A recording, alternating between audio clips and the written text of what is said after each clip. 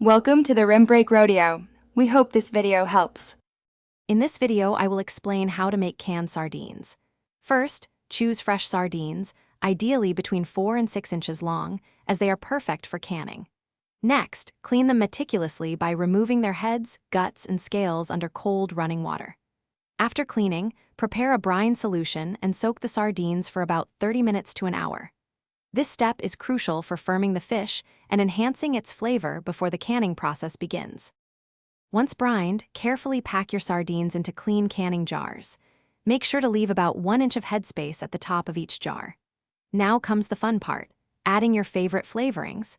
You can include a splash of good olive oil, a few lemon slices, or even some chili peppers for a spicy kick. Just ensure that whatever liquid you choose, whether it's oil or water, fully covers the fish in the jar. The next critical step is processing your jars in a pressure canner.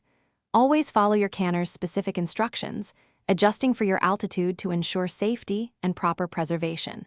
It's vital to maintain a consistent pressure and temperature for the entire recommended processing duration. Once the processing is complete, let the jars cool down completely on a counter. Afterward, check each lid to confirm a proper seal before storing your delicious homemade canned sardines. After all your hard work, store your perfectly sealed canned sardines in a cool, dark place. They can be safely kept for up to 1 year, ready for whenever you crave a tasty treat. These homemade sardines are incredibly versatile.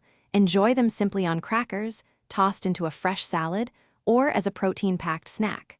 Remember to check the description below for a link to the Oala water bottle and other great deals. Thanks for watching, and happy canning. Thanks for watching. Consider subscribing if we helped you.